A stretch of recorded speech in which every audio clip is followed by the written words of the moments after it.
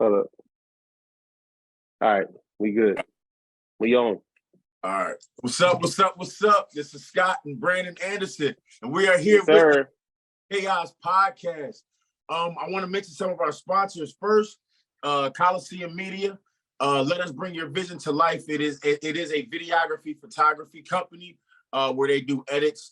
They do movies. They create films. Anything you need that can bring your family, like if you have a birthday or something, you want to get at them, they're really good. You can hit them up. Coliseum Media is a sponsor of this podcast. Also, Top Notch Training is a youth development program out of Delaware. We train different. We teach our athletes to get better 1% every day, just get better than you were the day before. And also a sponsor on our podcast is Boost Basketball Program out of California. Your athletes looking to get better in the sport of basketball, you definitely want to get out there. They take their time to develop their athletes, and it is one of the most elite programs in California. With that being said, to our sponsors and cuz episode 2, baby. Hey, what's man, up?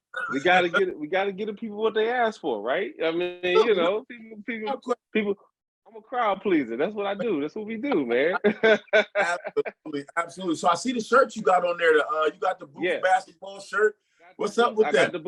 I got the Boost shirt on. It's Boost basketball. It's a travel ball team. My brother Mark Stevenson is basically the owner of the business.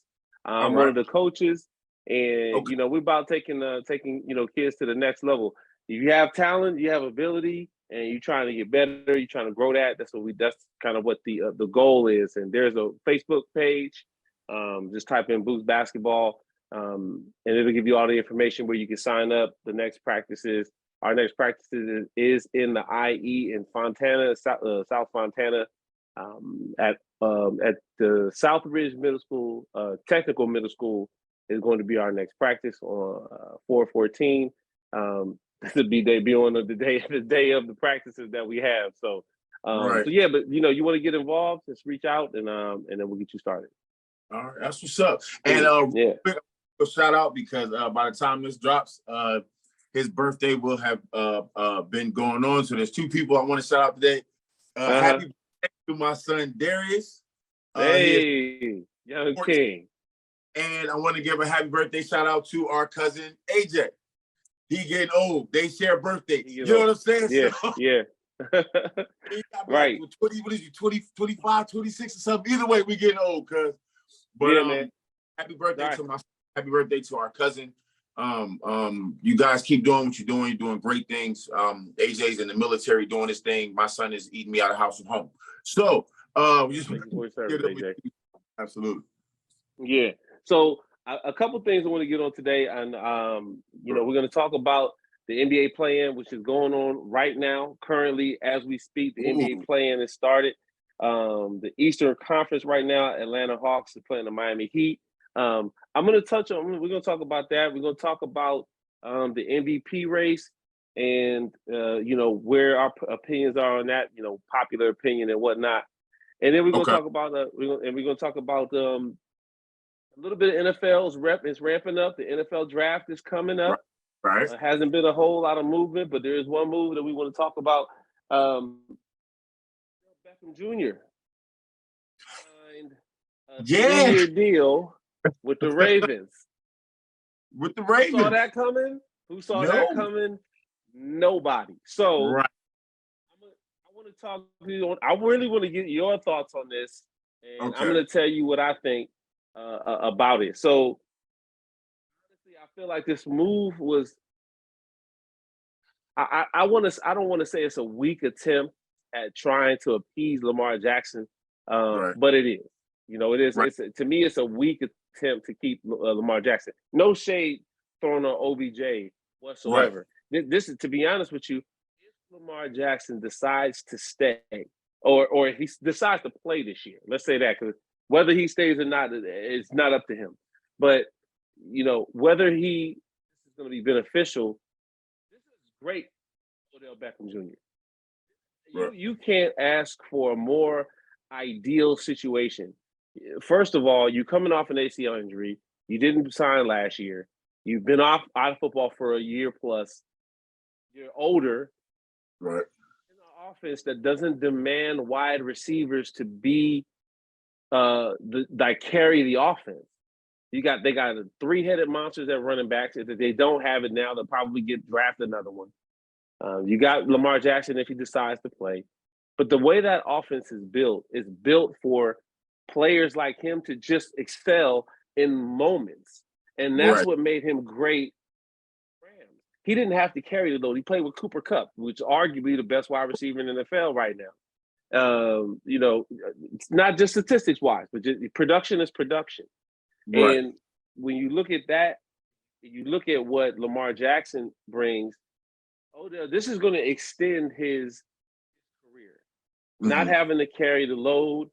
He can get about 60, 70 catches a year, maybe 800 yards, 5 or 6 touchdowns. And that'll be more production than consistently than any receiver that's been playing for the Ravens at this point for over the past 2 years. So I don't think it's the marquee name that carries the load like an AJ Brown brought to the Eagles offense. Or, something like that. Even the Chicago Bears, no wide receivers. DJ Moore. It's not a Brandon Cooks type of signing with the Cowboys. It's not a Mecole Hardman situation. Not that Mecole's great, but being a part of the offense with the Jets. So I want to know what you think about the move, and do you feel like this is something that's going to eventually iron itself out where Lamar ends up having to play? I don't like the move, and I'm going to tell you why. Why. Okay. I don't like it, not because of OBJ. I don't like it because OBJ doesn't know for sure if Lamar's coming back. If he knew fact that Lamar was coming back, then I say perfect. I love it. You know what I mean? You could bring him in, but this I don't really know. So we don't know what they use to sell him on coming to the Ravens. It has to be that maybe Lamar, that they have something in the plans to get Lamar back. It has to be. I don't think there's any question that that's the case. Huh? I said it has to be. I don't think there's any question that they're trying to do it that way. Until I know for sure that Lamar is back and these boys can get together and start working out. As of right now, where it sits, I was kind of thrown off. I didn't see that coming. I too think it's an attempt to like, hey man, look, we got you a nice shiny new toy. You know what I'm saying? Would this be good enough for you to come back and play with us? Is he a great addition? Yeah, I love the fact that you added him. Just not knowing where Lamar is at, if he's gonna come back, if he decides to, I don't like it for OBJ because now he's stuck playing with a rookie for the next 2 years. You know what I'm saying? And things of that nature. Right. So outside of that, the not knowing for sure where it's locked in, because I see like the Jets are still trying to figure out the Aaron Rodgers deal. And it kind of like puts everything in limbo to where you can't work with your receivers, you can't develop for the season and stuff like that. So outside of that aspect of it, I think it's great for Lamar Jackson. I think it's great for the team, for the Ravens. I think it's great for OBJ to get another opportunity. It kind of sucked to see him go down with the injury he had in the Super Bowl after the season and the way he played. Am I a little concerned because he did both ACLs? You know what I mean? Is that but the way he bounced back, he's an athlete, you know what I mean? And the stuff that they have. So, I mean, I'm looking forward to see what he does. Is he still one of the best wide receivers in the league? Absolutely. You know what I mean? So I think he's going to do some production. If I was him, I would just want to know for sure, is this going to be my quarterback? You know what I mean? I 1-year deal. It's not like a crazy deal or nothing like that. But as competitive as he is, and we all know that he is, I would want to know for sure that, this is definitely going to be my quarterback. Let's get on the field and get to work. Well, let's pivot on that. Let's pivot from the quarterback situations. I feel like we talked a lot about Lamar last week, and we all know it's just going to be a situation that's going to have to iron itself out. But it's just a wait and see at this point. I'm very interested to see what the Ravens do in the draft. Now, let's pivot on that. We're talking about quarterbacks. Let's talk about the Jets situation because you brought that up. With Aaron Rodgers and this almost a foregone conclusion that the Jets are going to try to do everything they can to get Aaron Rodgers to come there. Correct. Does that make Jets now team to beat in the AFC East? I mean, let's think about this. Lost a running back. They do have James Cook. They have pretty much their same team intact. At this point, Josh Allen hasn't been able to get it done. Right. What it is. Right. He hasn't been able to get it done. him, would retire from football. You wouldn't see me line up to play football again. He's had 3 concussions last year alone. Right. In a position that primarily in the league at this point is protecting the quarterback. Right. Then you have Patriots, which I'm not a believer in Patriots quarterback situation. You know, I just I'm not buying that. I'm not buying that they can make the moves that they need to make. So you got the Jets now. Right. Running back that's going to be coming back healthy. They already got a defense. Added another weapon with Mecole Hardman. Added Aaron Rodgers. Do you think the Jets can come out of the East at that point? Yes, for everything that you mentioned, with all the teams that you mentioned and stuff like that, with all the we don't know, absolutely. With Aaron Rodgers on that team, the Jets automatically become a playoff contender. They can make it. They can be able to do something. However, my biggest thing is all the top quarterbacks are in the AFC. There's very few top quarterbacks in the NFC. Like, there's not a lot. You know what I mean? I mean, you got to throw like cats like Kirk Cousins and all in there because that's what you have. There's not much over in the NFC. You have Hold on. I am not about to let you put Kirk Cousins. No. Listen, if you go to NFC top quarterbacks, time out. I will give you Dak. I will give you Dak Prescott. You take Dak over Cousins? Absolutely. I hate Dallas. You know. Okay. This. All right. I hate Dallas. We'll spin back to that. We'll spin back. Get Kirk out of there. First of all, Jalen, Dak. I want to get to my point. No, all right, go ahead. There's not, as you can see, the debate can go on. There's not a lot of top tier quarterbacks in the NFC.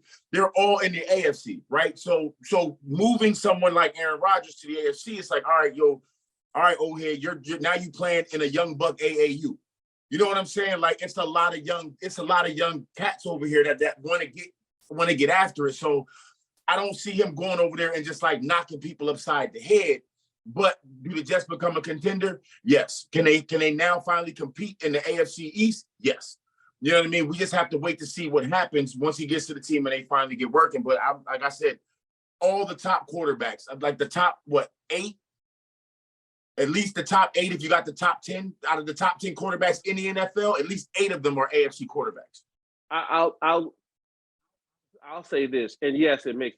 I think it puts the Jets over the top. I think they were already a contender.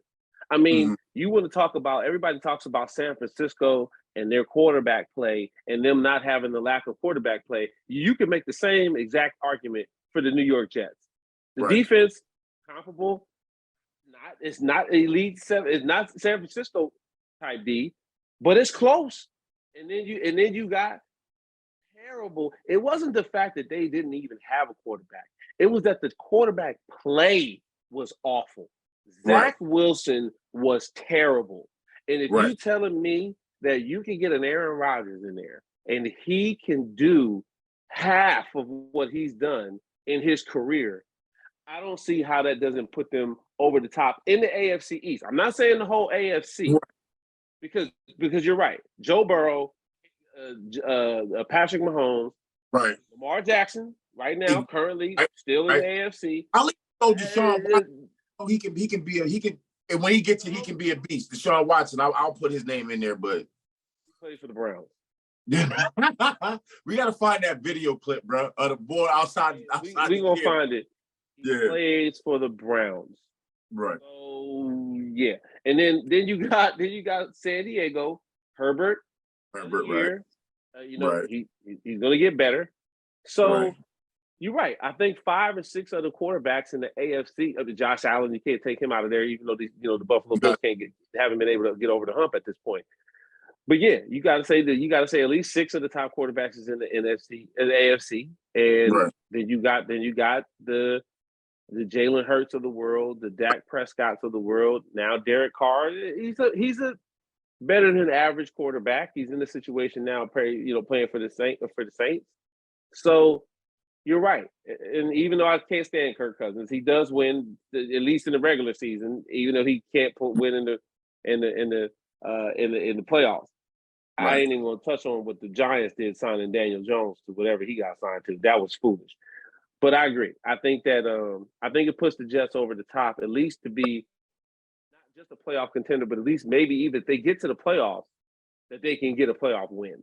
I think that's what I'm predicting. If they make I'm gonna make that prediction right now. If they make that move and they can get Aaron Rodgers, I believe that they will come out of the AFC East, and I believe that they will get a playoff victory, depending on who they play. But I still think that they're capable.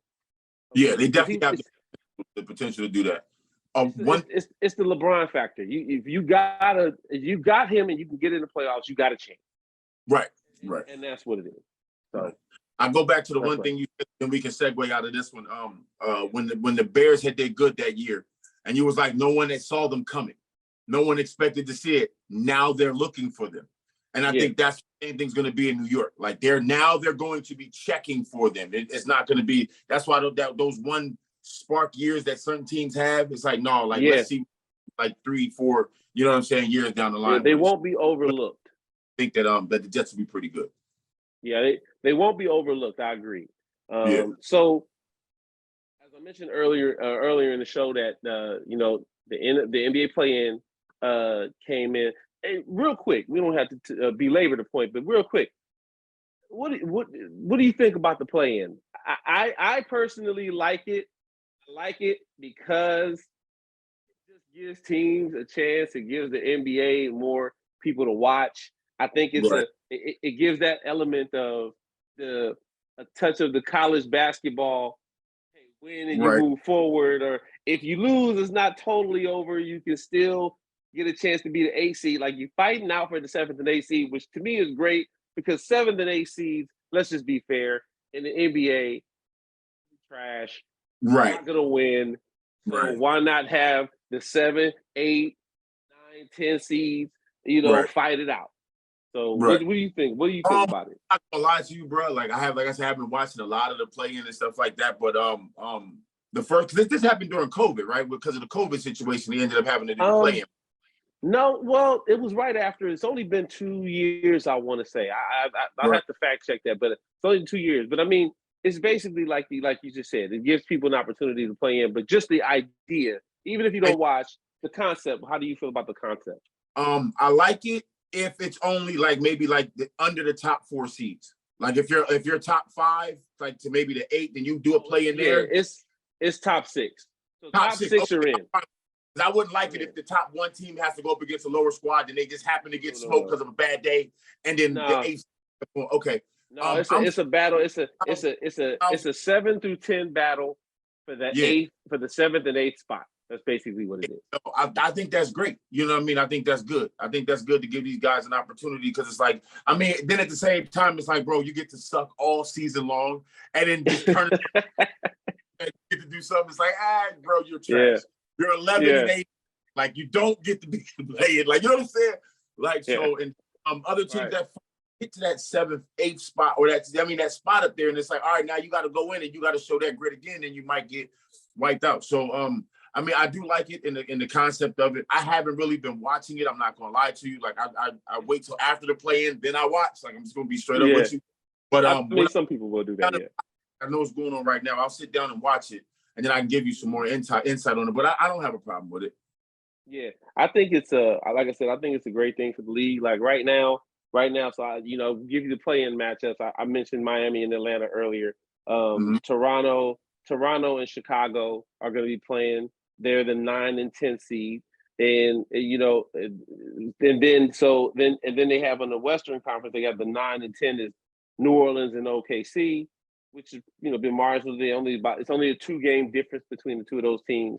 Okay. The Lakers are playing the Minnesota Timberwolves, and so the way they have it is that if you lose a game, then you play for the 8th spot. Okay. If you win tonight, like the 7th and 8th seed, if the Lakers win tonight, they automatically become the 7th seed, and they got to play the Memphis Grizzlies. Lakers got to play the Memphis Grizzlies, and the winner of the 9 and 10 seed game will play the loser of the 7 and 8 seed. I got you. So the winner of the 9 and 10 will play the 8th seed and basically battle you for your 8th spot. Right. And look, if you in the 8th spot and you lose twice, you don't need to be in the playoff. Yeah, you're done. And the loser of the 9-10 game, it's just a wrap for you. You don't get, it's a wrap. Loser of the 9-10 game, it's a wrap. You're done. One squad gets to, so it's really about the 7th and 8th, right? Because that squad locks them in that 8th seed. Hey man, you got another rumble against the lower seed beneath. Okay, I get you. All right. I actually, since on the breakdown and the analysis right now, and then we'll get to the NBA playoffs next week. We'll talk about the NBA playoffs and where those at, because those are going to go on obviously for series. So right. I honestly, I said this before, and people was like, oh, I want the Lakers to win. I really would rather see the Lakers play the Denver Nuggets, and I know the Denver Nuggets is the number 1 seed. Mm-hmm. I really would love to see an 8th seed Laker team go up against a number 1 seed Denver Nuggets team. I would love to see them battle that giant, slay that giant.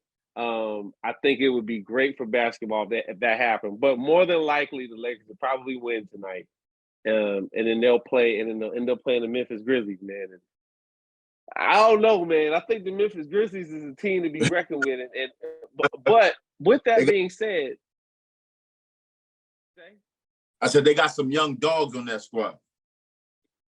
But the Lakers ended up beating the Memphis Grizzlies, which I don't think will happen. I think in the series, I think the Grizzlies will edge the Lakers. I just don't think that the Lakers have enough firepower. Even with LeBron, I think that that it's just not a great matchup. I think that the matchup is better with a team like the Nuggets because they only have one big. Really. That's and you got to move him out and have him playing against Anthony Davis. And Anthony Davis is wiry and athletic, and I just think it would be a bad matchup for them.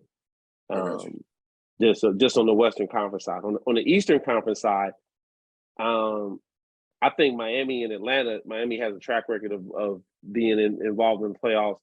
Bulls and Toronto, I don't know, man. I mean, the Bulls win, they get to go try to play for the eighth seed.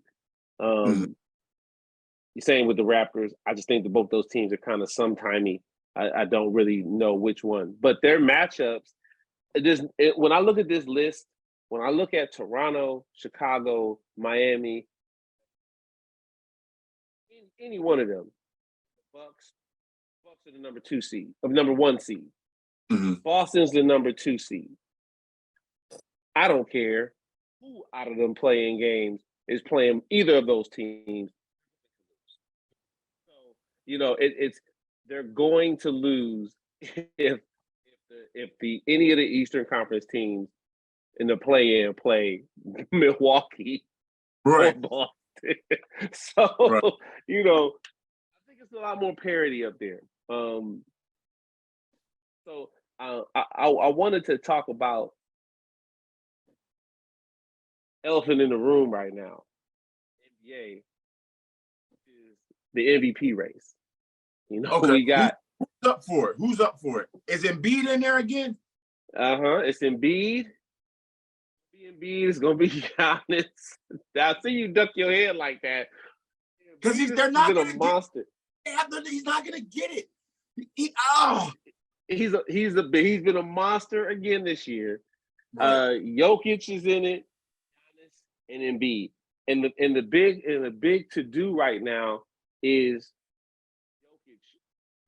Jokic getting it the third time in a row. Third time in a row. Now, that we've gotten in NFL, NBA MVP fatigue. And because to be honest with you, when LeBron was winning the MVPs, he could have won them every year. Absolutely. Man, that span of 8 seasons where he was 9 finals in a row, not even arguable who the best player in the NBA at that time was. Especially when it comes to winning and trying to get his team and uplifting his team. But I'm getting Steve Nash winning the MVP over Shaq vibes when we talking about Jokic. I don't care about the PER numbers.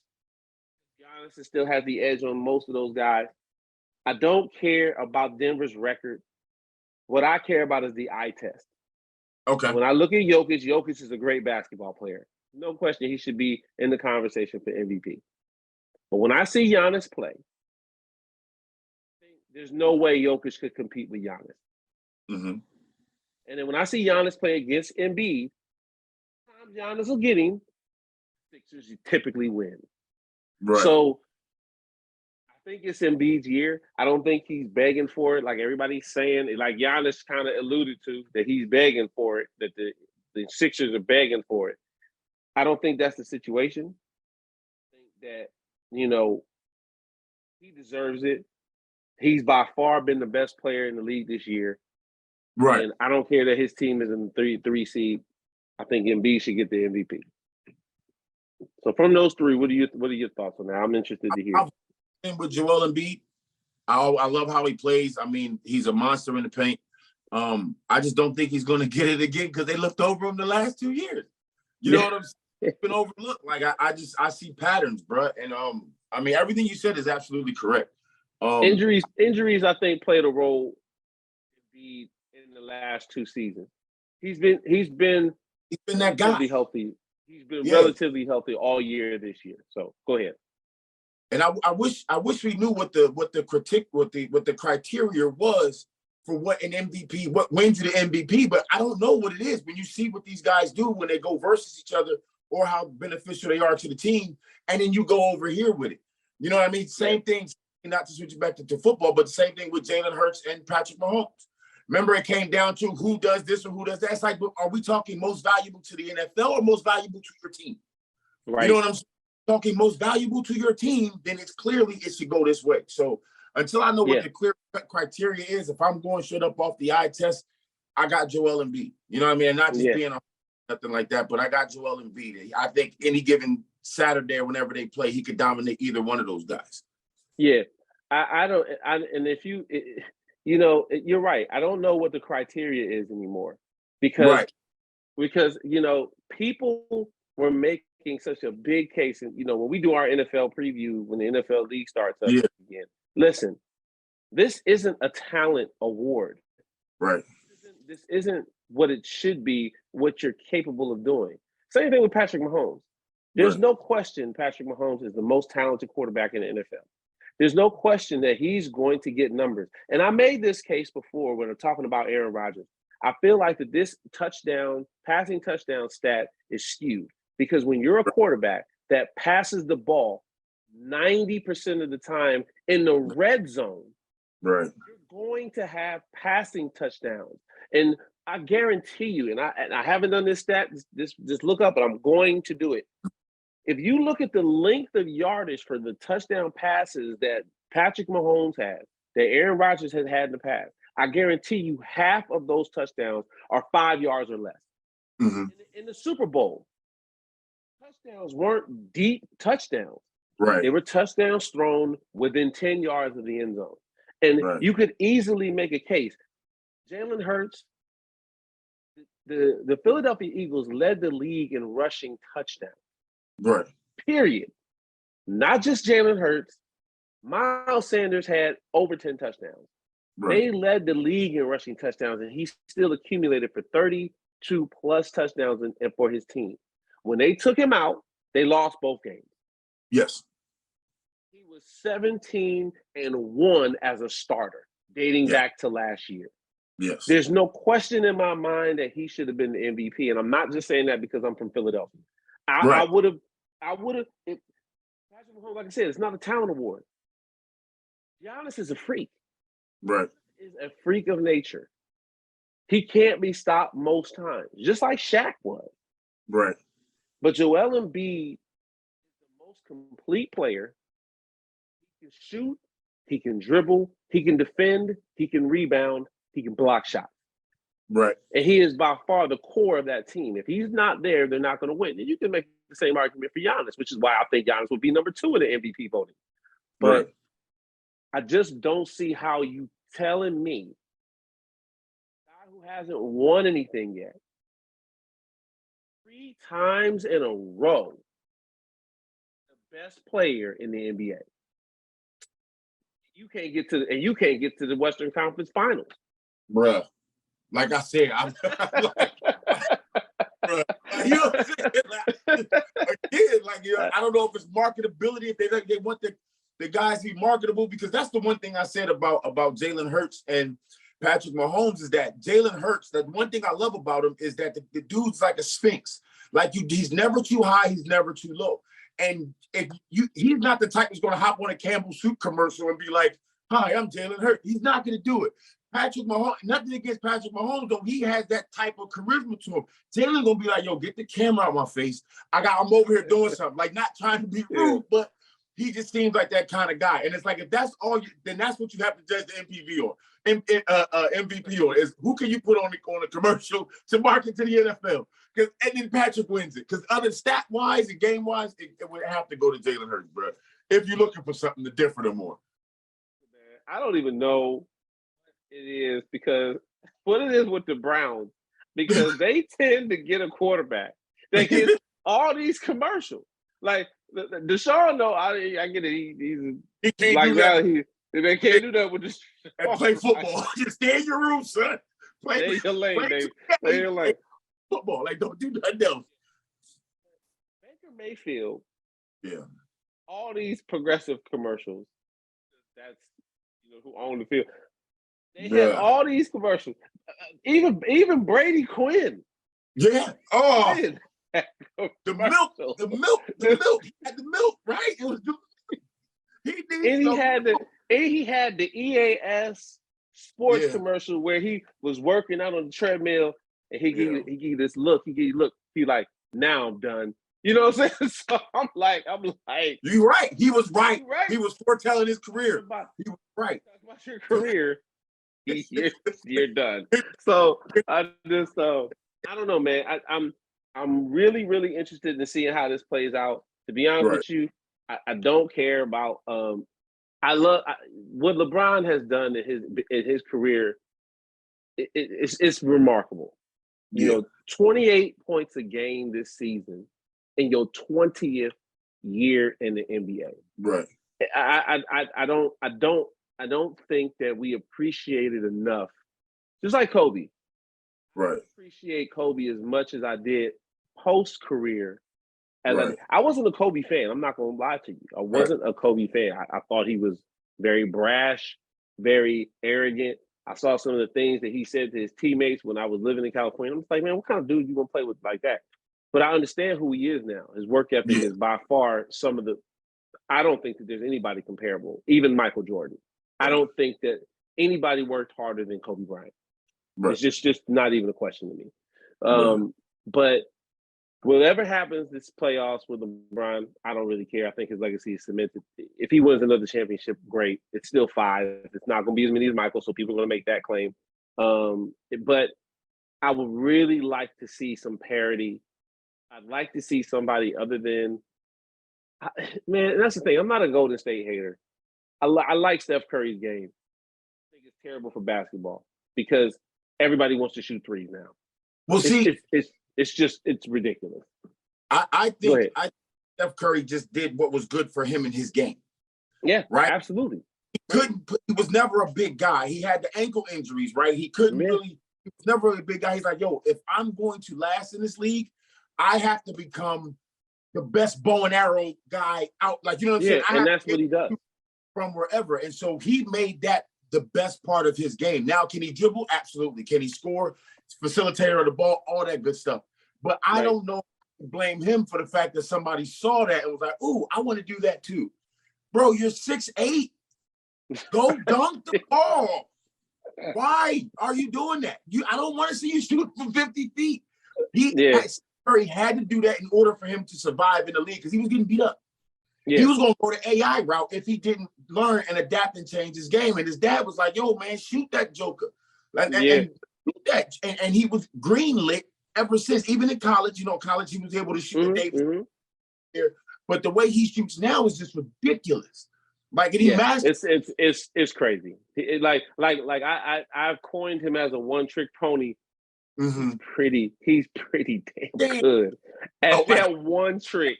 I mean, if you gonna have one trick, yeah, he's the best at it. Yeah, not just at it. Yeah, that trick.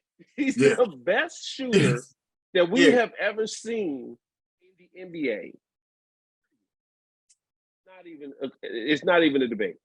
But you're right. I don't blame him. I blame him in the sense that he gave fool's gold to analytics and to everybody else in the NBA and basketball, period. I've watched too many travel ball games, too many college basketball games, too many games where I've coached, and I coach girls, boys, and I tell them, don't shoot that. That's not a high percentage shot. Right. I don't care what the analytics tell you. Analytics will tell you that missing a three-pointer is better than making a two-pointer. What kind of foolishness is that?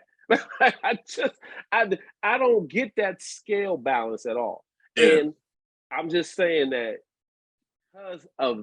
because of his grandioso success, it's just like back in the day, man, we played.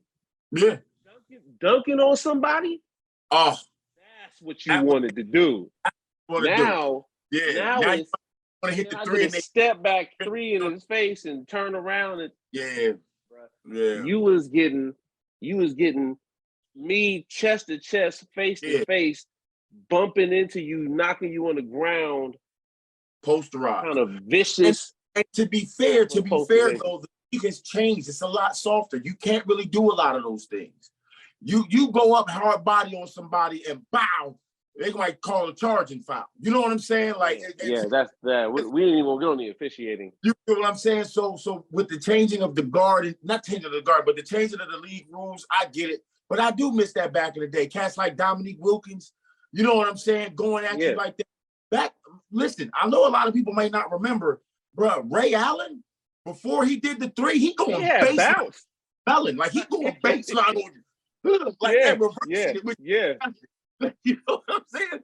Just flat out disgusting. So yeah, no, I get you. I miss that in basketball. Like I miss that. I miss those guys. That's why cats like Vince Carter was so phenomenal to watch. J.R. Ryder, you know what I'm saying? These guys were I couldn't say Harold Miner, but Harold Miner was more of a dunk contest kind of a thing. You know what I'm saying? Still though. Yeah, like Grandmama, like Larry Johnson, those cats, like that's what you like. And to me, listen, when you talk about a lanky, nasty dunker, that was just like, Sean Kemp, bro. Give me Sean Kemp. Yeah. Rain Man. And I'm like, yo, I mean, he just made it look nasty. Like it was just, it was horrible. And he had so much swag. Yeah. He had so much swag. Kevin Garnett, bro. Like he was, you know what I'm saying? So yeah, so I miss that. It's different. It's different just like the NFL is different. You can't hit guys anymore, and they don't teach you how to hit them the right way. Right. Guys feel like I'm just gonna shorten the distance and trying to learn, and I'm just gonna shoot a three-pointer. Instead of going to the basket, having to move and doing all that stuff. AI could get you 50. 47 of those was going to be inside the three-pointer. Kyrie Irving, I think he's one of those guys that can do that. Kyrie's a guy like that. Just having the ability to shoot doesn't mean you should shoot all the time.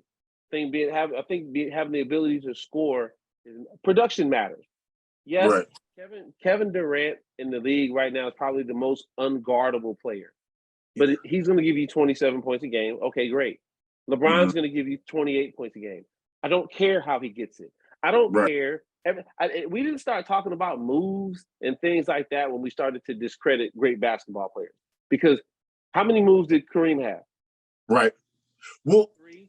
And he was the NBA's all-time leading scorer.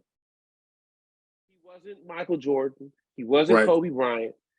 Karl Malone didn't have a plethora of moves. He got to the free throw line 10 to 12 times a game. Well, so production matters, in my opinion. When it started to change around a lot, and this is your guy, so I know you're definitely going to know, was when a certain individual from, I hope I get this right, Chapel Hill made it to the league. Was it Chapel Hill Capitol Hill, Mr. Grant Hill. Oh, you talking about Grant Hill? Well, him, Durham, actually. Yeah, Duke. He was at Duke. Duke. Okay, Duke. Okay, yeah, Duke. Sorry, don't kill me, podcast guys. Okay? No. That's cool. It's cool. That's it. I can't stand Duke. Sorry for y'all Duke fans. I'm a North Carolina Tar Heels fan. Sorry, but Grant Hill. Yeah, Grant Hill, dog. That was my dude. He was that guy. He was that guy. Move. He would catch you. He'd come down. Boom, Sneaky athleticism. I think he got a couple bodies on Jordan too. Like, you know what I'm saying? Let's not play with it. Pippen. Yeah, let's not play with it. Like, he really that first hybrid. Like, yo, whoa, hold up. How can I move like this guy? True. You know what I'm saying? Kind of a player, and then just kind of evolve from there. You know what I'm saying? So yeah, absolutely. Yeah. I think that we we can reminisce all day. I think just to wrap it up, I think that we're talking about the state of the NBA because playoffs is coming up right now. It's a lot of young talent, and I think that they're the ambassadors of the future that's going to make the game be whatever it's going to be. And that's going to be the same situation in the NFL and any other sport. Is that you got to recognize the past and find out what changed, what it was that brought you to where you are now. And I think that the NFL officials need to get it right. They need to fix some of these rules when it comes to replay. I think the NBA, you take control of having a more physical basketball game when you stop allowing referees to just call anything. Right. Call fouls that don't exist. If you allow guys to play physical, they will adapt. Yeah. They will adapt. If we just flat out say, listen, we're not putting rules in place, we're not putting replays in place, you get smacked, okay, we'll call it then. You're not bleeding, no blood, no foul. No blood, no foul. I think we need to let guys bang a little bit more. Have guys be in the paint. I think we need to stop protecting these 3-point shooters. Hey, you come down on my ankle, that's your bad. Too bad. Land different. Yeah. we didn't have that when I played. Land different. If you do more plyos. Hey man, get your ankles strong. Because guess what? Somebody's foot might be down there when you come down. They don't have those rules when you in the paint, jumping up and down, getting rebounds. So if you want to shoot and fall down, I'll be like, man, get up. I'm not calling that. Right. Stop allowing and enabling these guys. And I think that those things would change the game moving forward. I love hoops and football. And I think that football, the things that they've done in football, I think is the right thing. They protect the players. I think that these head injuries have gotten out of control. Right. With the DeMar Hamlin, I don't even think that that's probably relevant because I don't think it was anything specific. That thing that happened, like that was that was a one-off. Everything was formed. That would have happened. That was going to happen. Like, you know what I'm saying? At any moment that could happen. Yeah. Like, so that was just a very freak thing, very scary thing, but a very freak event that happened. I agree. Yeah, I agree. So, we can put a bow on this. I mean, we can talk forever. I mean, this is just one of those things. So what we'll do, we'll get on it. We'll get on this next podcast. But I do think the future of the NFL and the NBA and the WNBA is going to be changing very, very soon. And I blame a lot of that on these new NIL deals, right? And we can talk about that. Yeah. We can talk about that because I do want to talk about it because I've seen some people mentioning it and like seeing where it'll go. Like, and everything up high starts down low. So eventually, it's going to trickle its way into high school, right? It's going to. It's going to, right? Because I see it in some of these 7v7s, these kids are on their way to high school and they already got NIL deals. Like, so we'll see. And with NIL deals with brands, and we'll see. And I say that to say this, and then, like I said, we'll wrap it up and we'll bring it up next week, is that Angel Reese, in a recent interview, says she's in no rush to go to the WNBA. And they're like, well, why is that? She says, because I make as much money as one of the highest paid players do right now because she has, count them out, 17 NIL deals. So she makes over $3,000. Right? She's like, why am I going to eat? What am I going for? So again, I don't want to tap into it now, but podcast commenters, they talk about it. We're going to bring it up next podcast. But I think that's into what the league looks like going forward because, it's just going to change the landscape. I'll like you said, I'll just lightly touch on it, like you said. I think that it was a great thing for college football and college sports, period. because let's just be real. And I'm gonna toss a ballpark numbers to you. And one of the reasons why Deion left Jackson State. Forget all this, all the without question. All these people complaining about what he didn't do or what he should have done. I think you know everything. I'm not saying I do. All I know is what he said. And it was more than one occasion that he asked. It says here that we got 68,000 people in these seats, but you only got 30,000 tickets sold. And his income was off of some of those sales for tickets. Right. So somebody was doing what? Oh, yeah. That money. Playing nickel slick. That money. Yeah. Playing like the slick. So they was pocketing that money. And the college sports has been benefiting on the backs of college players for decades. Right. And let's just be real. There's some players in college that may not ever pan out in the NFL. Absolutely. So Absolutely. Now teaching our youth that going to college and playing in college, or just going to college, period, you can still springboard your career into being an engineer or a doctor or a lawyer, and you can be good at a sport. Think about what it would have done for somebody like Myron Rolle, who was a Rhodes Scholar. Yeah. From Harvard. Yeah. The NFL safety. About what kind of money he could have made playing at Florida State. Yeah. Prior to that.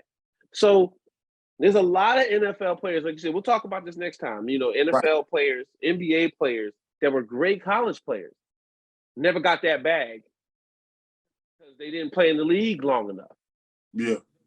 So I think that this is a great opportunity. I don't care about people, oh, your education is, you know, that's enough to pay for everything. No.